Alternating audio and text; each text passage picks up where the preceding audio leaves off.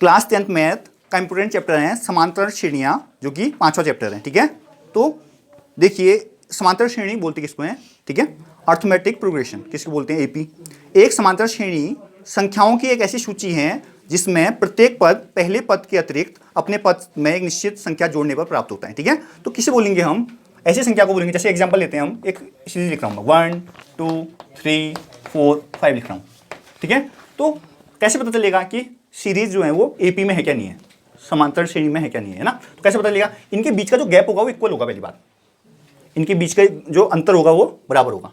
ठीक है, इसमें जो पहला पद होता है उसे A1 बोलते हैं। क्या बोलते हैं? दूसरे को A2 बोलते हैं, तीसरे को A3 बोलते हैं, चौथे को A4 बोलते हैं, पांचवे को A5 बोलते हैं।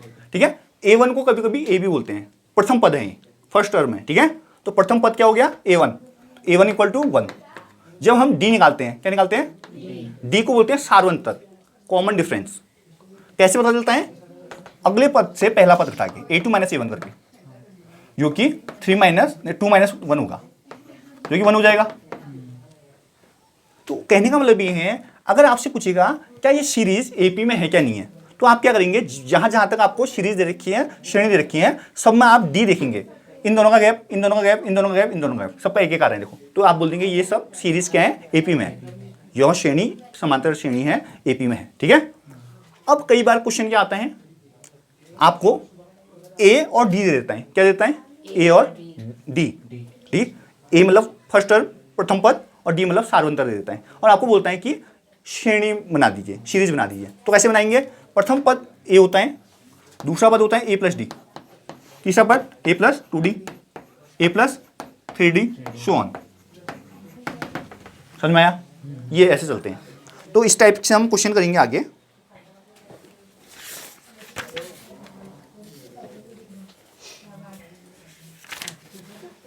तो देखते हैं, हम क्वेश्चन लेके चलते हैं हम। और कई बार सीरीज देके आपको प्रथम पद और सार्वंतर पूछ लेता है, तो वो भी आप कर लेंगे। ठीक है, तो पहला क्वेश्चन देखते हैं, प्रश्नावली 5.1 का पहला क्वेश्चन। क्या बोल रहे हैं? निम्नलिखित स्थितियों में से किस स्थिति में संबंध संख्याओं की सूची एपी में है और क्यों है? ठीक है, तो देखिए पहला जो क्वेश्चन है, प्रत्येक किलोमीटर के बाद का टैक्सी का किराया, जबकि प्रथम किलोमीटर के लिए किराया 15 है और प्रत्येक अतिरिक्त किलोमीटर के लिए किराया 8 रुपये है। ठीक है, तो ये क्वेश्चन है, आपको बताना है कि ये एपी में है क्या नहीं है। तो कैसे पता चलेगा अपने को एपी में है क्या नहीं है? आप देखेंगे, सीरीज बना के देखेंगे। ठीक है, और कॉमन डिफरेंस देखेंगे कि गैप इक्वल आ रहा है नहीं आ रहा है। ठीक है, तो पहला सवाल है, तो क्या बोल रहे हैं? प्रत्येक किलोमीटर के बाद टैक्सी का किराया, जबकि प्रथम किलोमीटर के लिए किराया, देखो प्रथम किलोमीटर के लिए किराया लिखते हैं पहले, प्रथम किलोमीटर के लिए ये टैक्सी का किराया,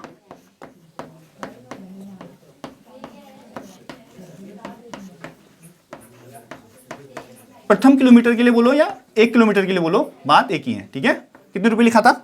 15 रुपए। ठीक है, अब प्रथम किलोमीटर के, अब अतिरिक्त बोला ना, तो प्रथम की जगह द्वितीय लिखते हैं। ठीक है, तो द्वितीय किलोमीटर के लिए तो 8 रुपये अतिरिक्त लग रहा है, तो 15 प्लस 8 हो जाएगा, होगा नहीं होगा? 15 में 8 जोड़ोगे कितना आएगा? आएगा नहीं आएगा? क्लियर है? अब तृतीय के लिए देख लो, तीसरे के लिए 23 में जुड़ेगा 8, कितना हो जाएगा? क्लियर है? अब चतुर्थ के लिए देखो, चौथे के लिए 31 में जुड़ेगा 8, इतना समझ में आया सबके? ठीक है, अब सीरीज क्या बोलनी है?